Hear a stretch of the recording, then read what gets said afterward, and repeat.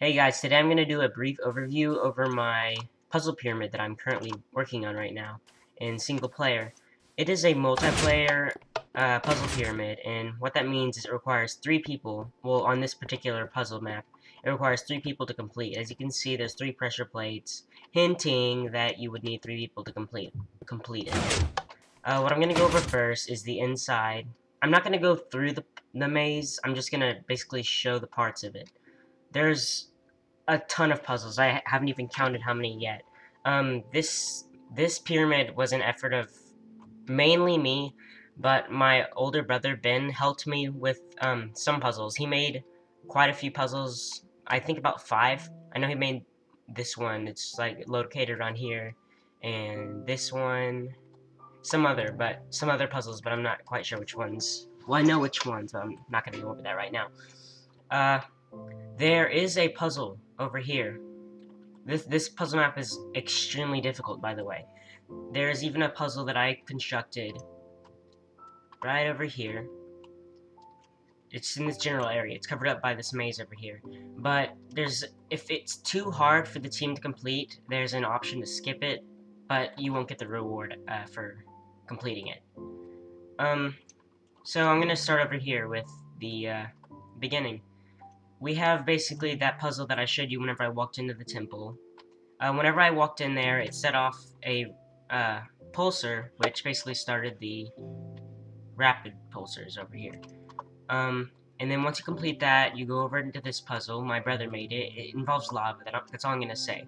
Also, my brother made this other puzzle over here, which involves wool and a ton of levers. Once you complete that one, you go into this.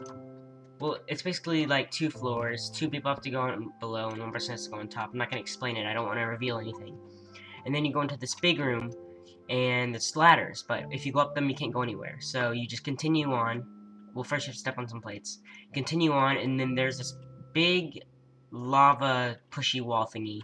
Whenever you walk in, it sets off these, which basically makes the wall just come at you, and you have to run past it without falling into the lava. Once you complete that, there's this other lava stuff over here, and that leads to this really, really difficult puzzle that I was talking about earlier. Once you complete that or skip that, you'll end up in a chamber down here. And there's this mechanism that took me a long time. It's also really, really clever. Each person steps on their pressure plate, and they'll get enclosed, except for the middle person. His little door will open, and he can go through, and he will have the option to free his friends, or to continue on and take the treasure for himself. It will say that on the wall. Now, if he does that, whenever he steps on a certain plate, it will trap him, and it will free his friends, and then they will have to walk into the room where he was recently just trapped, and then they'll have to press a button on the wall that says punish the traitor. And when they do, lava will pour on the traitor from above, who was trapped, and it will open the door for them to continue on to the puzzle, which is this puzzle over here that Ben made. And the traitor will be respawned back to the beginning of the puzzle, but there'll be things different whenever he tries to re-enter. And I'm also gonna disable teleporting too whenever I'm doing this, because I don't want people to teleport him back. Even if they were able to, it wouldn't mess it up. It just kind of mess up something that I wanted the traitor to see. But what he does is he goes back through the maze, and whenever he reaches this point, you know how I was talking about that ladder that they went up and couldn't, whenever they went up it, they couldn't go anywhere? Well, there'll be a ledge pushed out, so now the traitor, specifically, can go up and jump on the platform and go to a new area of the puzzle. But also, a door will be blocked, so he can't accidentally pass by the ladder and not go to the secret area. So once he gets here, he'll have 2 choices. He can take the path of redemption, which is this way, or the path of revenge. If he goes down the path of redemption, there's a minecart track that goes like this way, up here, and then eventually there's a really difficult minecart puzzle that he does not have to complete, but I'll explain that later. If he takes the path of revenge, he'll go this way. No, he'll go up here. And then there'll be this lava puzzle involving a button and a lever. And then once he completes that... Ooh, for some reason this is open. We can take a look. Okay. So he'll have this puzzle. He'll have to do something with these latches to get across. I'm not going to tell you what, because I don't want to ruin anything.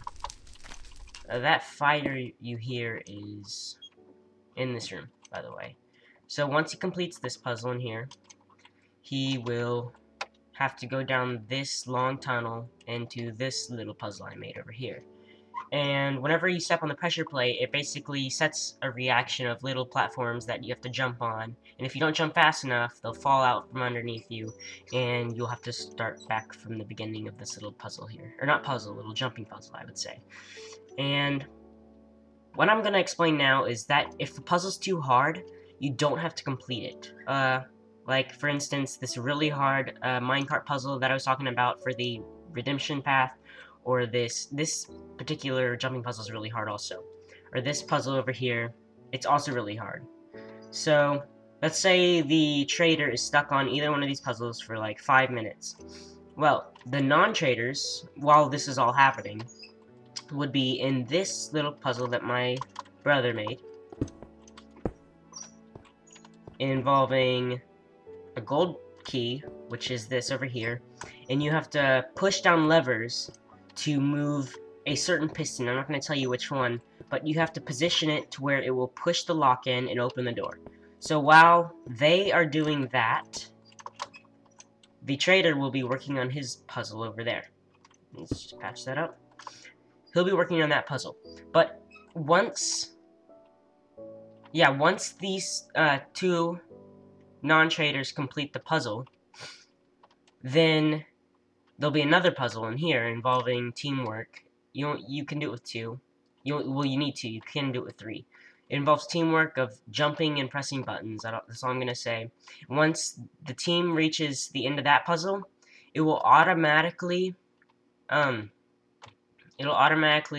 open up all of the platforms, letting the guy jump across without having to worry about falling. So it'll basically automatically complete the puzzle if he takes too long, or if he's behind the other people. Same thing with this minecart puzzle. If the guy takes too long, as with this one, it'll open a door so the guy can just pass without doing the puzzle. What was I gonna say?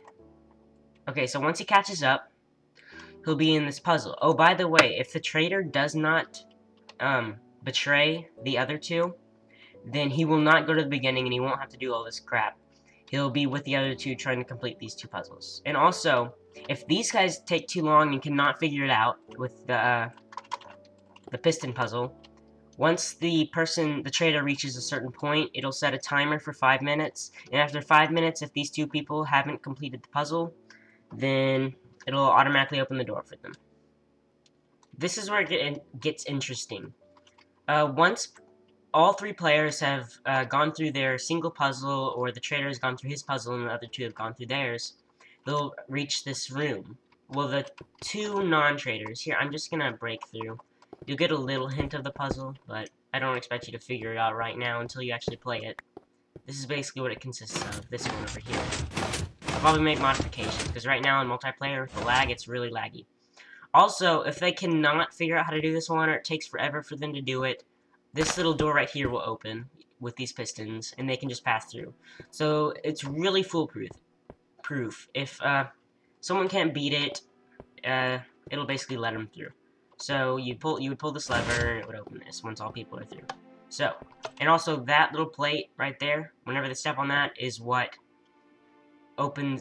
finishes the trader's puzzle for them.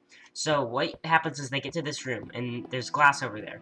Right over here is, if the person takes the path of redemption, then he will end up in this room. So if he pulls both the levers, what it will do is it will extend this block out, so there'll be an extra ledge, and it will extend this block out, so there'll be an extra ledge. So basically what the redemption means is he's redeeming himself by helping us out in this puzzle.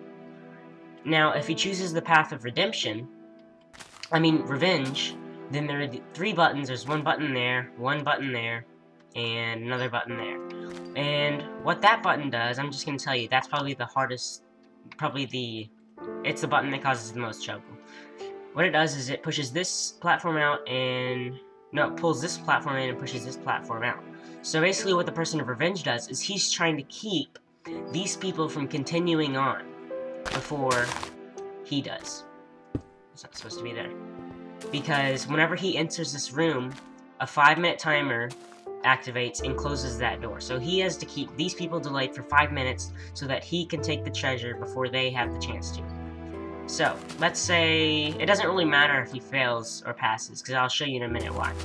So, once these two people make it through, they'll have to stand on these plates, which will open these doors, or this door.